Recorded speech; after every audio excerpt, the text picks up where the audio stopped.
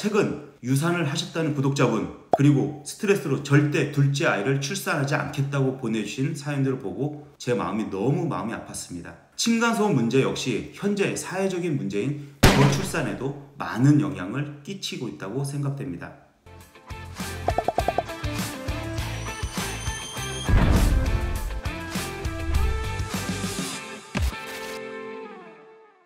안녕하세요. 층간소음을 방지하는 남자 소방맨입니다. 지난 3편의 시리즈 영상은 어떠셨는지요? 감사원 총 자료가 약 120페이지였으며 일반인이 보기에 상당히 어려웠습니다. 저도 수십 번을 보면서 최대한 쉽게 정리하려 하였으나 쉽게 전달하기에 부족했다고 생각됩니다. 그래도 시청해주신 분들께 감사 인사 말씀드립니다. 저 소방맨이 2019년 감사원 자료를 가지고 설명드린 이유는 유일하게 국토교통부에서 아파트 부실 시공이라고 인정한 사건이었기 때문입니다. 또한 그 이후 사전 인증 제도에서 사후 확인 제도로 개정되었기 때문입니다. 다시 한번 말씀드리자면 국가와 정부가 이러한 층간소음에 대해 적극적으로 나서지 않는다면 층간소음 피해는 고스란히 국민이 떠안을 수밖에 없습니다. 한 번 지은 아파트는 최소 20년 이상을 거주해야 합니다. 그렇기에 처음에 잘 만들어야 합니다.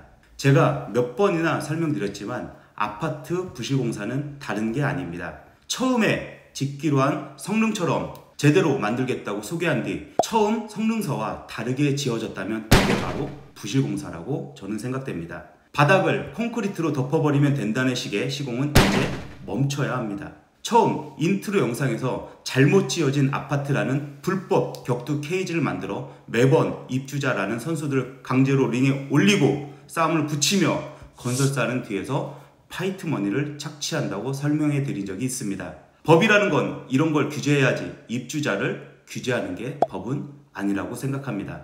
또한 2022년 8월 국토교통부는 고성능 바닥 구조 및 바닥 두께를 상하하면 분양가의 공사비를 반영한다고 건설사들에게 사후 인증제도 측정 후 1등급 시 30%, 2등급 시 20%, 3등급 시 10%의 인센티브를 적용한다고 하였습니다.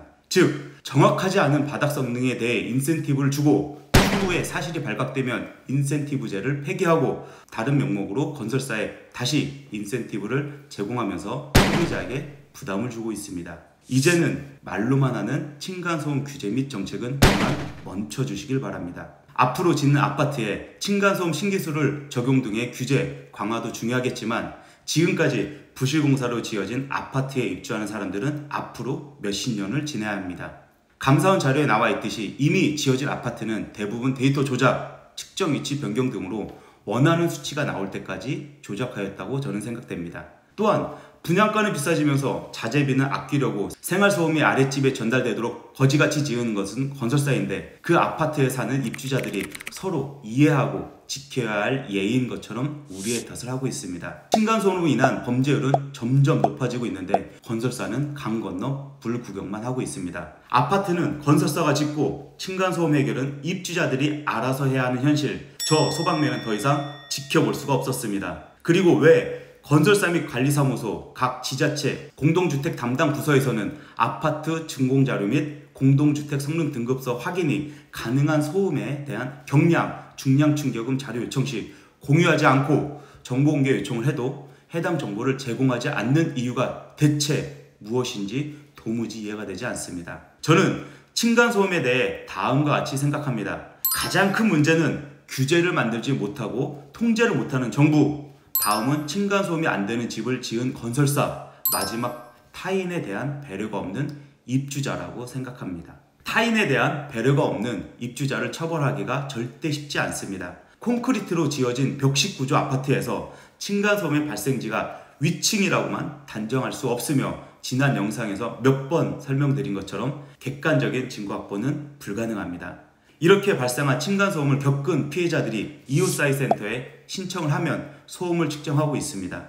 애들이 뛰어다니는 소리, 방문을 여닫는 소리, 심지어 소변 보는 소리까지 들리지만 이웃사회센터에서 소음을 측정 후 층간소음이 맞다라고 인정하는 경우는 매우 드물고 층간소음으로 인정받는 경우는 100명당 7건 꼴이라고 합니다. 위층에서 야구공, 절구, 망치를 이용해 소음을 내도 아래층에서 소리와 진동이 전해지지만 이웃사이센터가 사용하는 소음 측정기의 수치는 큰 변화가 없다고 하며 성인이 제자리에서 여러 차례 반복해서 뛰었을 때야 비로소 44데시벨 기준을 넘어서고 나머지 소음들은 기준치에 미치기 어려웠다고 합니다. 소음 측정 전문가는 소음 측정에는 실제로 저음이 많아 그것들이 소음 측정에는 반영이 안 된다고 합니다. 층간소음은 소음뿐만 아니라 진동도 함께 발생하지만 이 측정기에서는 진동을 잡을 수 없습니다. 그렇기 때문에 층간소음으로 인해 사람이 진동을 느껴도 이 기계로는 소리도 진동도 측정이 어려우니 피해자들만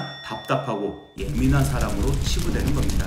겪어보신 분들은 아시겠지만 정말 죽을 맛입니다. 그리고 현재 층간소음 전문가로 활동하며 그분이 출간한 책마저도 아파트에 거주하는 입주자들이 서로 배려하며 해결하라는 식으로 몰아가며 홍보하고 있습니다. 이 방법으로는 층간소음을 절대 해결할 수 없다고 저는 장담하며 그 전문가에게 층간소음의 발생은 정부와 건설사의 문제로 초점을 맞춰 실효성 있는 법률을 제정하는 게 어떨지 제안드립니다. 이 방법이 늦어질수록 층간소음의 피해자는 더욱 늘어날 것입니다. 현재 저희 층간소음TV 채널의 구독자분들은 대부분 층간소음 피해자들이며 층간소음에 민감한 사람들입니다. 더 정확하게 말하자면 소리나 소음에 노출돼 민감해진 사람들입니다. 층간소음으로 인해 귀트임이 되어버린 분들입니다. 한번 귀가 트이게 되면 그 고통은 평생을 갑니다. 마음이 지칠 대로 지치고 하루하루가 힘들고 괴로워집니다. 이분들은 정신적 이상이 있는 분들이 아닙니다.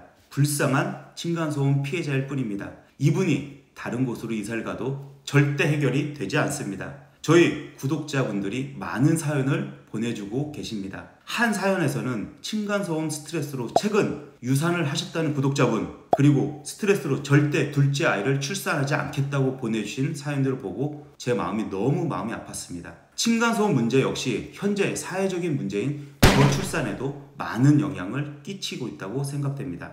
층간소음 해결은 절대 쉽지 않으며 이를 해결하기 위해서는 사회적, 인문학적, 건축학적으로 접근하여 객관적인 정보를 가지고 해결을 해야 할 것입니다. 관계부처 및 담당자분들, 대한민국 헌법 제35조 1항 모든 국민은 건강하고 쾌적한 환경에서 생활할 권리를 가진다고 명시되어 있습니다. 당신들이 그 자리에 있는 이유는 누구 때문에 있는지 한 번쯤 꼭 생각해 보셨으면 합니다. 층간소음 문제뿐만 아니라 아파트 부실 공사에 대한 법과 제도 개선은 쉽지 않은 도전일 것입니다. 하지만 이 내용들이 서서히 이슈가 되어 많은 분들이 알려지다 보면 조금씩 바뀔 거라 확신합니다. 지금까지 총 4편의 시리즈 시청해 주셔서